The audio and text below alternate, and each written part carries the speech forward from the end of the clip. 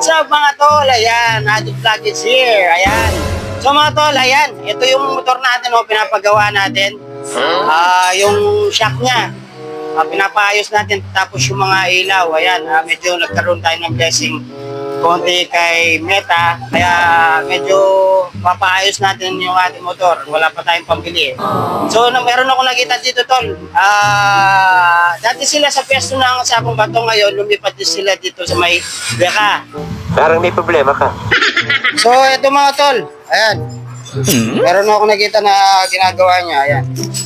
Medyo wala akong masyadong alam sa mga motor sa paggawa, pag-repair. Ayan. Tol! Musta? Sa tol. Ano yung ginagawa mo ngayon, tol? Parang mahirap yan, Madali lang to. Sabagay, walang mahirap sa magaling, Ay. Tol, anong ginagawa mo yan sa ano? Ano palang brand yan? What? Anong motor yan? Wave S 125. 125. Oo. Maingay yung makina. So, ang ginagawa mo yan? Overall. Pinabalik ko na. Pinabalik ko na to. Overall natin kasi maingay. Napalit tayo ng connecting rod. Saka side bearing na dalawa. So, kinakasana, binabalik mo na yan. Oo. Tol, may tanong ako Sige.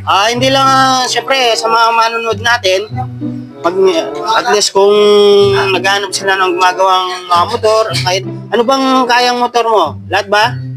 Oo. Wala round tayo. All around. At saan kayo matatagpuan, tol? Ito lang. Sa Barangay Margot. Malapit sa gasoline station. So, tol, dito sila matatagpuan sa Barangay Margot o sa Deka. Ang kanilang pwesto ay EMM Garage. Ayan. So, tol, ano pa yung mga kailangan mong pwede bang gawin mga motor? Lahat ba? Oo. Ginagawa natin lahat yan. Ano pa yung kaya mong gawin, tol? Bawa ng bata. Ay! Madali lang yan. Madali lang mga tol. Ang galing mo sumagot. Ang lakas makasa. Lahat ng parts nandito na yata mga tol, Oo.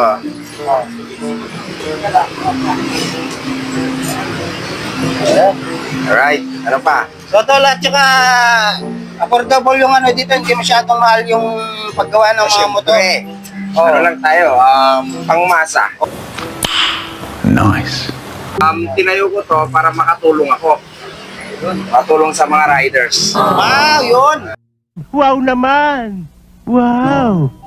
Wow! So tol, ayan kung gusto mong magpagawa ng motor at pakamura, kasi iba-iba kasi yung presyo ng mga gumagawang motor, merong mahal, merong hindi. Kaya sa kanya, presyong masa lang.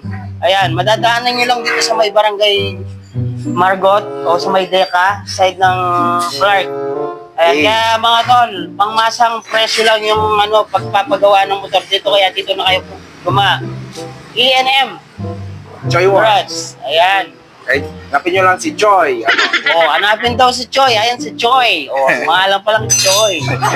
So,